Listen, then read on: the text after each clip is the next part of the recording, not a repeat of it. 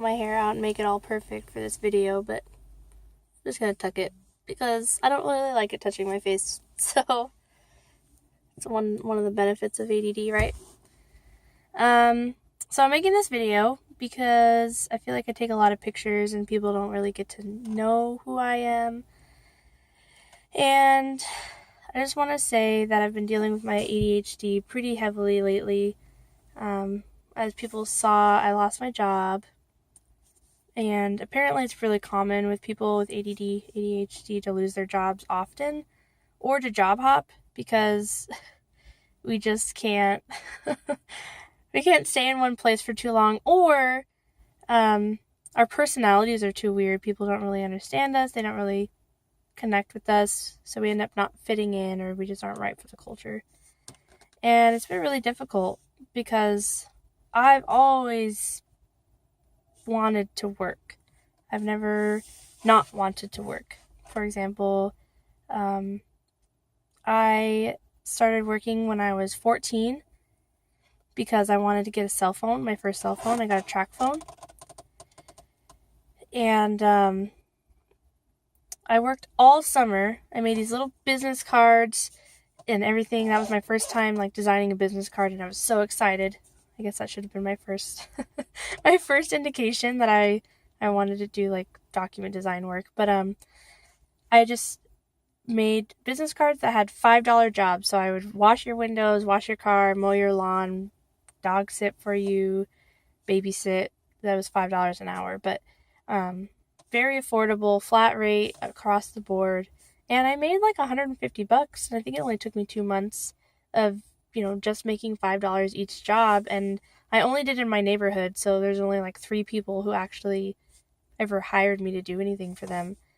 And it was awesome. And making my own money was always a great feeling. So I started working, and I got my first real job, even though it's still under the table, babysitting, actually doing caretaking when I was 15. And I loved the feeling of going to work and being responsible for myself and being able to pay for my own things and,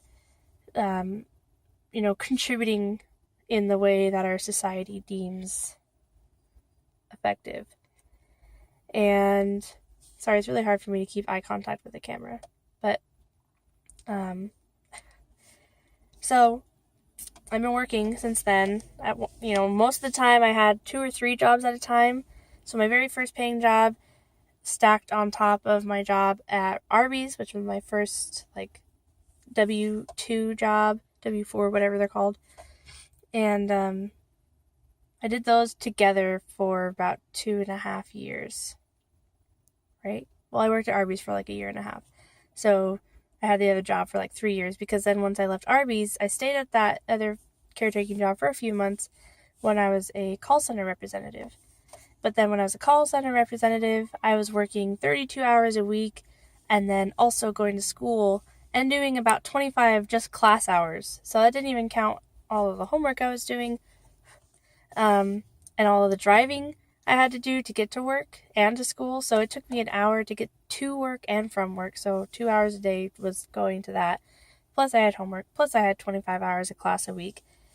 And I was fine. I actually didn't really sleep that much, but because I was always stressed out with my ADHD, I was constantly energized. I was constantly on the go, and the stress really kept me going.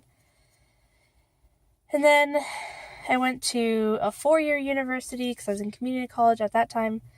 Same thing. Excuse me. Then I had a job, but I was only allowed to work 19 hours a week. So I did that, and then I took maximum amount of hours of class again, about 25 hours, and then also started consulting because I felt like I wasn't getting enough information in school. But really, I just hated all of the reading because I'm not very good at sitting down and reading things, especially for school, unless I'm very, very interested in it. And I wasn't interested in most of the stuff we were reading about. A lot of it was just kind of intuitive to me, it felt like.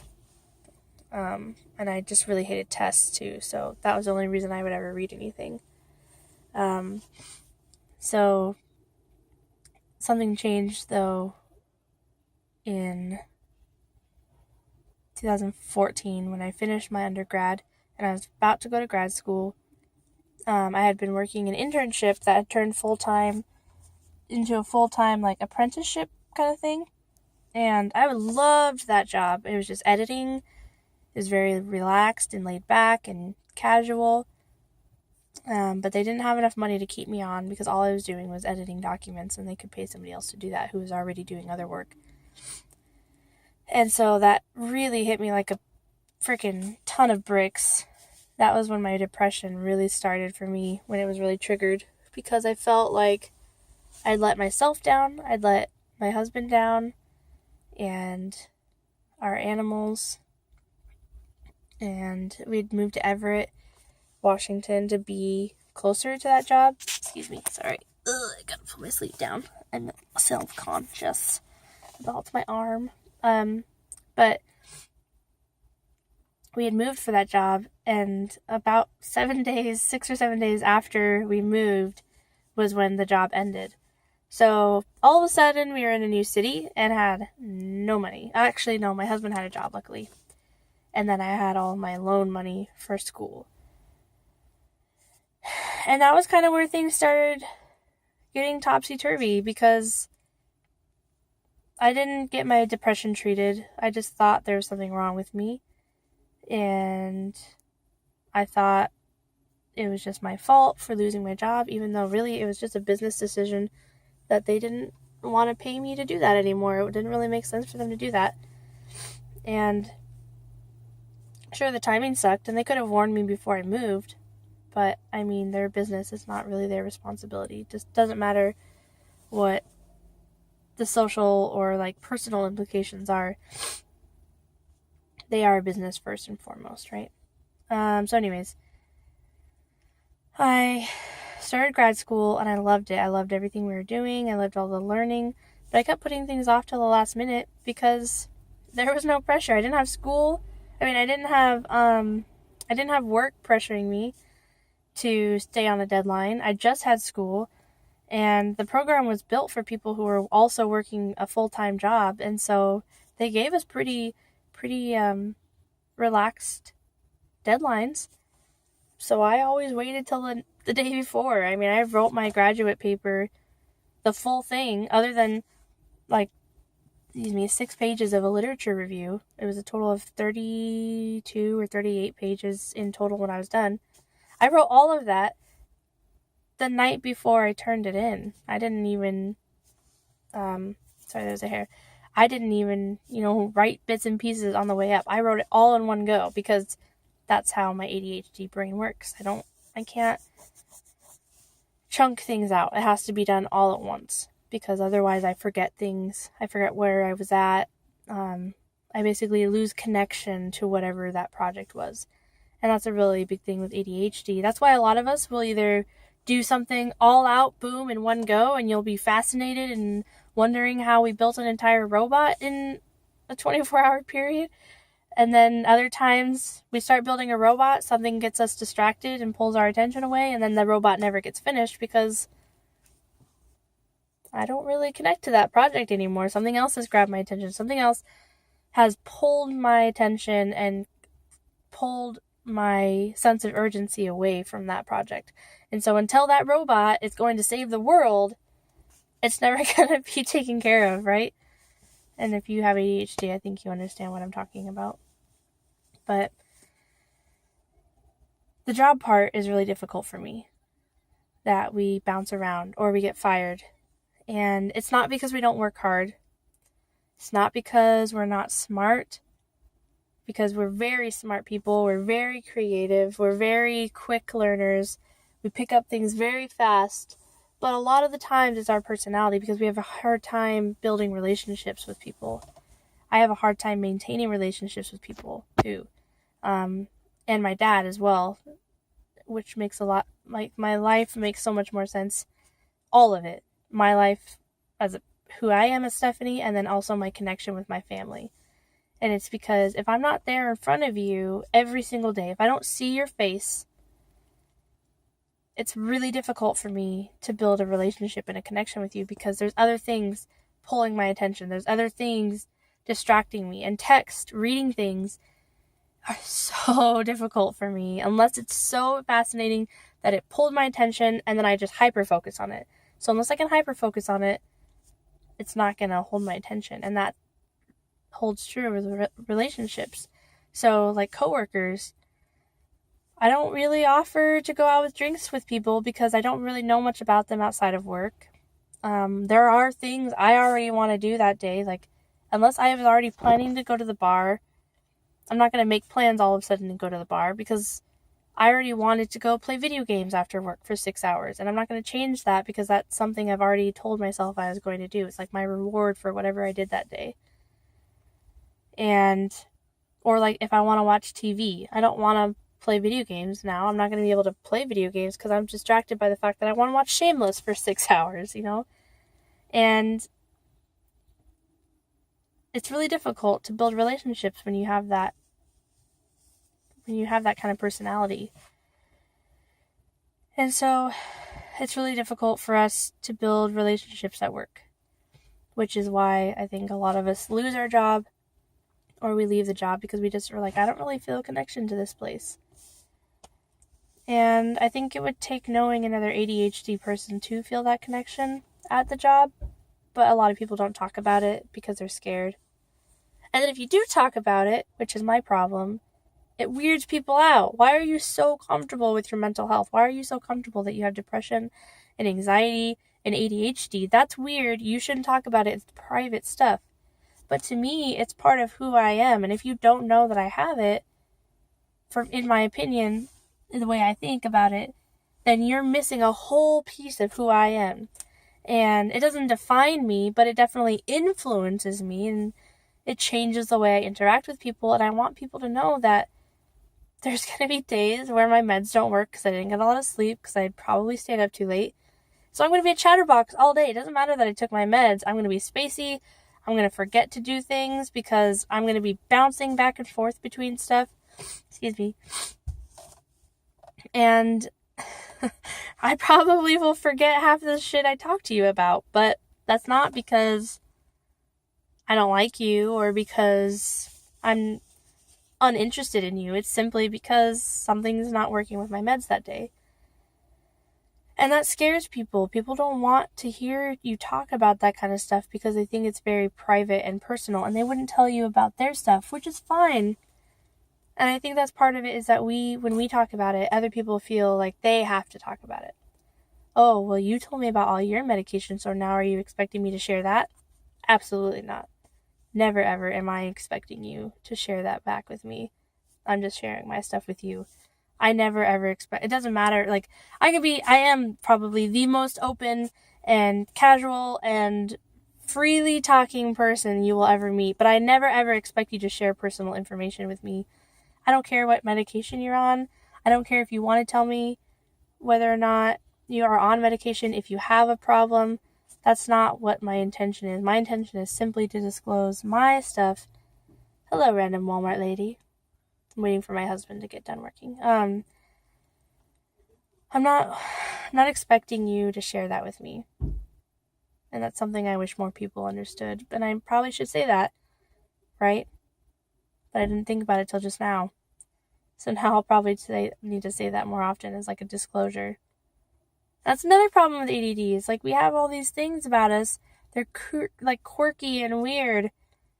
And we just get angry because we assume, because that's how we've thought all our lives. And that's why I like meeting new people, because I know that they see things differently.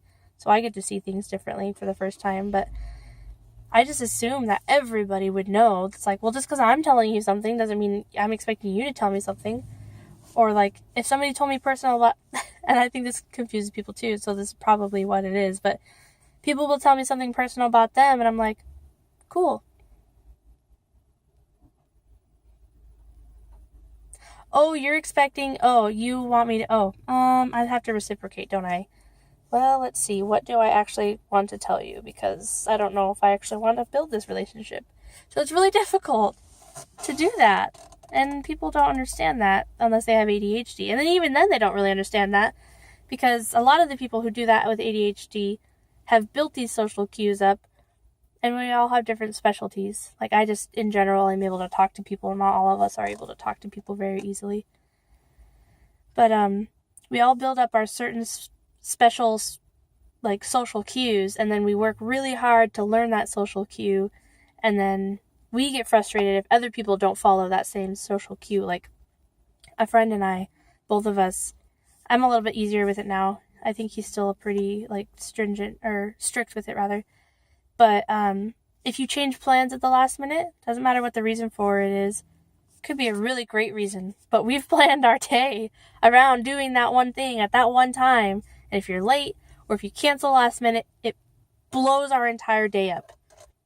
It ruins everything, because we had in our head this very special plan to be a normal person at that time, and we've been working up and saving up all of this energy to, like, fit into that social situation, and then you tear it away. It's not your fault. You don't know, and it's not your you're not responsible. You are not responsible for our social problems or our emotions. But at the time, we feel like you are, and it's really upsetting, and we know we shouldn't be mad at you, and that makes it worse. It's like a cycle of anger. So it's just hard to make friends with people, and it's hard to connect with people. It's hard to connect with myself, honestly. Before I started taking my medication, I've told a lot of people in my life this, but it's like, I wasn't really aware of my body. So, like, you know how when you eat enough food, maybe you don't, but I feel like a lot of people do, but when you eat enough food, your stomach sends a signal to your brain that says, hey, I'm full, like, you don't need to put any more food down here, I'm good, I have enough calories, I have everything I need, you're good to go. I didn't ever feel that in my body. I would just eat and eat and eat, and for a long time, I thought I had, like, a binging disorder, because I knew I wasn't supposed to be eating as much as I was, but I would, and I never purged. I was too afraid to. I did try one time taking laxatives, one time being the emphasis. It was the worst thing ever. It was the worst day of my life. There was a lot of cleaning up to do. I was just in the bathroom all day, and I was like, I don't know how people do this. But anyways, for a long time I thought I had, like, a binging disorder, and I would be like, okay, I don't need to eat anything, and then I'd be like, oh, I'm really hungry, and so I'd go eat, and then I'd be like, man, I'm really hungry, and I just would eat and eat and eat until I was really sick and uncomfortable, because it took longer for my brain to communicate, and that's why I eat so slow too. A lot of people, if they eat with me, they'll notice that it takes me forever to eat anything. And it's because it takes my brain and my body so much longer than normal people to talk to each other and say, hey, I'm actually really full, you don't need to eat anymore. So that's why I got fat for a long time. But when I started taking medication, it was like, I remember, like, a few days after I started taking medication, I was walking into work, and for the first time I noticed, like, you know, if you're a lady or anybody who shaves their legs, sorry about that, if you're anybody that shaves your legs, you know that when the hair is growing back, you can feel your pant legs brushing up against your legs, because your hairs are prickly, they're still growing in, there's still that, like, coarse stubble, and then they brush against your pants, you're like, oh, it's so itchy, right? Well, I was like, after that point, because I let my legs get pretty hairy, and I was wearing pants all the time because it was pretty cold, so I didn't really care. But my legs were soft enough that I didn't really notice my pants ever. And then one day, I was walking into work, and I felt my pants, like, on my leg. I just felt them all of a sudden. And that may not make sense to some people, but I was like, is that normal? Do you normally feel your clothes? Like, I can feel my shirt on me. I used to just, when I get home, I usually just take off all my clothes and I'm basically laying around naked, because, like, it doesn't really matter to me. There's not really any difference. but I like feel my clothes now, which is really annoying because I can feel it when my hair is bothering me. Like, that's why I don't like it on my face. I was going to have it like this for the video, but I did not want to do that, so I have to push it back because it touches my face. And by the end of the day, when my meds wear off, I'm going to be going crazy and wanting to cut it off until I put it in a ponytail. It sucks. But I can all of a sudden feel my pants. I don't know. This is a long ramble, and it's 20 minutes already, so most people probably didn't even make it to this point. They're probably annoyed. And that's fine. Or if you have ADHD, you're like, yeah, I already know all this, bye. Or, oh, I'll watch this later when it's more important to me. I know that's what I do. But I hope this resonates with some people. I want you to know that it's not just you having a hard time building relationships with people, and it's not your fault that people don't connect with you. And, sorry, now it's bothering me that it looks weird. Whatever. Nothing could ever be correct for me. But, I hope that you're okay. If you do have ADHD, I really hope that you're okay. And I hope that you're getting help. I need to get on the state insurance now that I don't have a job so that I can start going back to my doctor because I need to have therapy sessions. And I need to get my medication refilled. I'm about to run out. But you're not alone. You're not the only person who feels this way. And I highly, highly recommend that if you do go onto Reddit, that you follow the ADHD subreddit. Follow the rules that are there, of course, but it'll change your life if you have ADHD. And if you don't, or if you suspect that you do have ADHD, it's still a great resource. Or if somebody you love has ADHD, another really great resource. A YouTube resource, which will be a little bit easier for people who have just like total avoidance of reading anything that's long, because we get pretty wordy, as you can tell with this 22-minute video, is How to ADHD, and that channel is run by a woman named Jessica. I believe her name's Jessica. Ooh. I'm gonna go with Jessica. I'm pretty sure that's her name. You should watch her videos because she is very informed, very intelligent, and very informative. So she'll tell you a lot about what it's like to have it. She'll connect with you if you have it. And she also has one video so far, at least as far as I know, about how to love somebody with ADHD. And that's very important if you don't have it. Or if you're a manager of somebody who has it, you don't have to love your employees, obviously, but it'll help you understand them a little bit more and like how to work with them. So, I hope that this video is okay. Not okay. I know it's fine to do this video, but I mean, I hope that you guys like it. I have no idea how many people are going to watch it. Sorry, if anybody. There's hair on my arm. I need to get it off. I'm shedding. Yeah. Anyways, before this turns to 25 minutes, I'm going to cut it off. Hope that you have a great day, and I will maybe see you later if I can keep the attention span up to keep doing videos. Bye.